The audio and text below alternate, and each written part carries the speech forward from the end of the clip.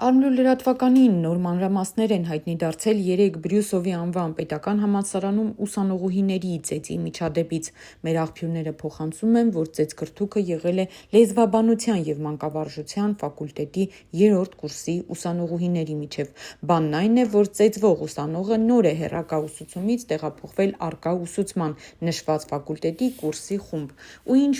Ինչ ուսանողուհին եկել է այդ ֆակուլտետ, անընդհատ խնդիրներ է առաջացել նրա ինտեգրման հետ կապված։ Արմլու լրատվականի աղբյուրները փոխանցում են, որ ծեծված աղջիկները նախօրեին լեզվակռիվ են ունեցել նաև իրենց ուսանողական չաթում։ Դրա մասին տեղյակ է եղել նաև լեզվաբանության և մանկավարժության ֆակուլտետի դեկանի, ժամանակավոր պաշտոնակատար Լևոն Սարգսյանը։ Չաթի լեզվակռիվն առաջացել է ուսման տարբեր հարցերի հետ կապված։ Իսկ 3 արդեն լսարան մտնելու ժամանակ նույն աղջիկները ուսով դիպչել են իրար, մեկը մեկին չի զիջել ու բոլորի ներկայությամբ սկսվել է խայտառակ հայհոյանքներ հնչել, միմյանց հրել, մազ պոկել, ծեծել։